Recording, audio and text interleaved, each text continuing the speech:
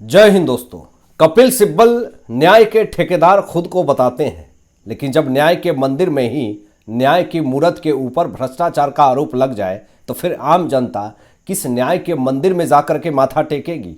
एक बड़ा मामला सामने आया है। मुंबई के मझगांव सिविल कोर्ट के जज के ऊपर ही बड़ा भ्रष्टाचार का आरोप लग चुका है, लेकिन सवाल सबसे बड़े ये उठते हैं कि कपिल सिब्बल बार बार सुप्रीम कोर्ट में पिलर की तरह खड़े हो जाते हैं और कहते हैं कि मैं न्याय का ठेकेदार हूं, अगर किसी के साथ गलत हो रहा है तो मैं खड़ा हूं। कपिल सिब्बल बार बार चीख करके चिल्ला करके पूरी दुनिया को यह बताते हैं कि मैं पूरी तरीके से सच के साथ हूं, लेकिन पूरी दुनिया जानती है कि आखिर ये किसके साथ है, किस समुदाय के साथ है, किस लॉबी के साथ है और किसका एजेंडा चला रहे हैं। एक बड़ा मामला सामने आया है और उस मामले पे पूरी दुनिया जो है कपिल सिब्बल से सवाल पूछ रही है कि आखिर इस मामले में क्यों ये चुप हैं। जो मामला मुंबई के मझगांव सिविल कोर्ट के जज के ऊपर आरोप लगे हैं और कैसे मौके वारदात से वो जज फरार हो गया, मतलब देख करके सुन करके लोगों का दिमाग हिल गया कि आखिर जनता कितनी भरोसे से कोर्ट के अंदर जाती है, सिर्फ और सिर्फ न्याय के मंदिर में सिर टिकने जाती है कि मुझे इंसाफ मिलेगा। लेकिन जब जज के ऊपर ही भ्रष्टाचार का आरोप लगे और जब पकड़ा जाए तो फरार हो जाए। इस मामले में एक बड़ी गिरफ्तारी भी हुई है। आपको बता देता हूं कि सुनवाई चल रही थी मुंबई के मझगांव सिविल कोर्ट में और सुनवाई होते होते एक मामला सामने आया और बड़ी खबर यह आई कि कोर्ट क्लर्क ने रिश्वत ली। इसका मामला सामने आ गया और वो रिश्वत जो है वो 15 लाख रुपए थी। और जो ये खबरें सामने आई कि जो क्लर्क है उसने रिश्वत 15 लाख रुपए ली थी और इसकी जानकारी मझगांव सिविल कोर्ट के जज काजी को था। किस समुदाय से आप ये अनुमान लगा सकते हैं? तो काजी को ये पता था कि क्लर्क 15 लाख रुपए रिश्वत ले चुका है और इसी मामले में तुरंत एसीबी ने उस क्लर्क को गिरफ्तार कर लिया, तुरंत गिरफ्तार कर लिया, तनिक भी देरी नहीं करी। जैसे गिरफ्तारी होती है उस क्लर्क की तो मुंबई मझगांव के सिविल कोर्ट के जज मौके वारदात से फरार हो जाते हैं, भाग जाते हैं और भ्रष्टाचार का गंभीर आरोप लगा मझगांव सिविल कोर्ट के जज के ऊपर। और फिर उसके बाद बड़ी एक्शन ली गई और एसीबी ने घर को तुरंत सील कर दिया और जो जज है काजी, उसकी तलाशी जो है वो जोर शोर से हो रही है कि आखिर काजी को जब ये पता था कि क्लर्क रिश्वत पर रिश्वत ले रहा है, ये तो 15 लाख रुपए दिख गए, सामने पता चल गया, पकड़ा गया मौके वारदात पे और गिरफ्तार भी कर लिया गया, लेकिन पर्दे के पीछे और न जाने कितने लोगों से यह रिश्वत ली गई और यह पता मझगांव सिविल कोर्ट के जज काजी को था। आखिर ये पूरा मामला जब सामने आया तो लोगों के दिमाग हिल गए। एसीबी ने घर को तुरंत सील करके उसको जब्त किया। जज की तलाश तेज हो गई। क्लर्क को जैसे गिरफ्तार किया उसके बाद जज डर करके वहां से भाग करके अपने आप को बचाने के लिए इधर उधर ठिकाने ढूंढ रहा है। अब जैसे ही ये खबरें पता चली कोर्ट में हड़कंप मच गया। जांच अब और गहरी हो चुकी है दोस्तों।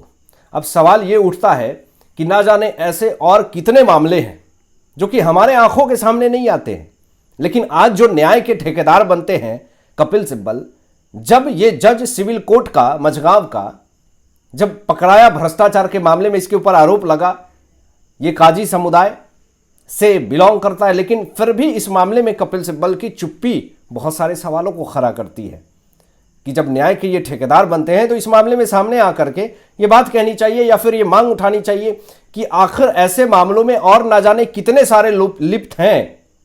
ये तो मामला सामने आ गया, इसीलिए आप और हम इस पे बात कर रहे हैं, लेकिन और ऐसे बहुत सारे मामले हैं जो अंदर ही अंदर लोग डर के सिहर करके अपनी बातें नहीं रख पाते हैं। अंडर टेबल पूरा काम चल रहा है, तो इसके लिए पूरी तरीके से अब आवाजें भी उठ रही है सोशल मीडिया पे।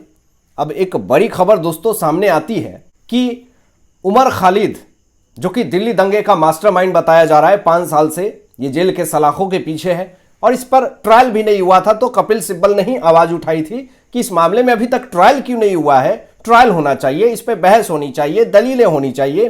तो सबसे पहले कपिल सिब्बल ने ही तिल्ली डाली थी और जब कपिल सिब्बल ने ये बात रखी उसके बाद सॉलिसिटर जनरल तुषार मेहता जी आ गए, दिल्ली पुलिस की तरफ से, दिल्ली सरकार की तरफ से भी वकील आ गए।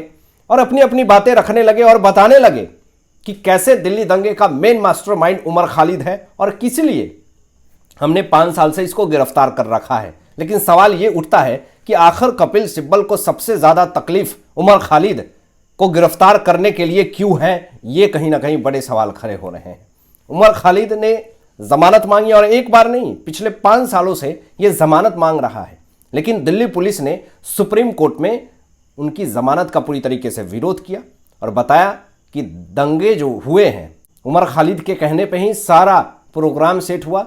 दंगे को दिल्ली पुलिस संप्रभुता पर हमला बताया।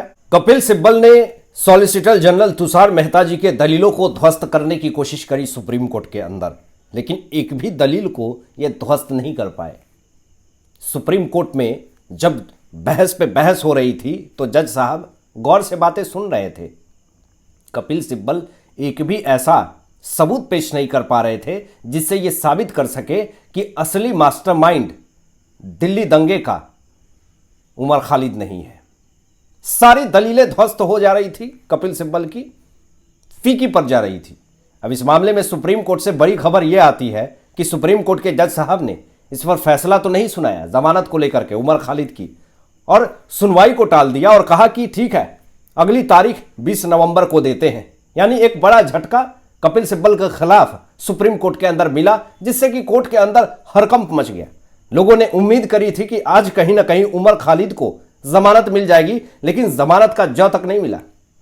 उमर खालिद के ऊपर जो गंभीर आरोप दर्ज हैं दोस्तों, इस आरोप में उमर खालिद को जमानत मिल पाना बड़ा मुश्किल हो जाता है। दिल्ली पुलिस ने सबूतों का हवाला दिया, एक एक सबूत पेश किए सुप्रीम कोर्ट के अंदर, और उन तमाम सबूतों को बहुत ही सीरियसली सुप्रीम कोर्ट के जज साहब ने देखी। और कोर्ट ने अभी तक फिलहाल फैसला नहीं दिया है मामला, क्योंकि संवेदनशील और हाई प्रोफाइल है, और हाई प्रोफाइल मामले में हड़बड़ाहट में काम नहीं होता। भले कपिल सिब्बल हड़बड़ा करके अपनी दलीलें अपनी बातें रख रहे हैं, लेकिन जज साहब हड़बड़ा करके तो फैसले नहीं देंगे। आपको बता दें कि उमर और शर्जील ने कोर्ट से राहत मांगी कि मुझे राहत चाहिए, 5 साल से जिंदगी जेल में बीत रही और अपनी जिंदगी से थक चुका हूं। और सरकारी वकील ने पूरी तरीके से इसका विरोध किया, सॉलिसिटर जनरल तुषार मेहता जी ने, और कहा सॉलिसिटर जनरल ने कि सीएए विरोध जो है वो सोची समझी साजिश थी, और उसी विरोध में दंगे फैलाने की कोशिश की गई थी, और इसका बाकायदे से सबूत भी पेश किया सॉलिसिटर जनरल तुषार मेहता जी ने, और दंगे को बताया कि यह पूरी तरीके से प्री प्लान था, जानबूझ करके दंगा फैलाया गया था ताकि एक आक्रोशित माहौल क्रिएट हो सके। और इसीलिए उमर खालिद को जमानत मिल पाने में बड़ी मुश्किल हो रही है। कोर्ट में जब सबूत पेश किए गए तो सरकार की तरफ से कहा गया, सॉलिसिटर जनरल तुषार मेहता जी के तरफ से कहा गया कि दंगे की योजना थी, ये दंगे अचानक नहीं हुए थे, इसलिए जमानत पर कोर्ट ने फैसला को टाल दिया। मामला अभी भी चल रहा है कोर्ट में। फिलहाल जमानत की कोई उम्मीद नहीं है, राहत की कोई उम्मीद नहीं है। आने वाले समय में उमर खालिद के ऊपर और भी समस्याएं बढ़ जाएगी जब सॉलिसिटर जनरल और दिल्ली पुलिस की तरफ से सारे सबूत को इकट्ठा करके सुप्रीम कोर्ट के जज साहब को सौंपी जाएगी फाइल बना करके। हालांकि फाइल तैयार हो चुका है जैसी खबरें आ रही है। आपकी क्या सोच है इन तमाम विषयों पर अपनी विचार व्यक्त कीजिएगा। मिलते हैं लेटेस्ट ब्रेकिंग एनालिसिस के बाद, तब तक अपना ध्यान रखें, ख्याल रखें। सत्यमेव जयते। जय हिंद।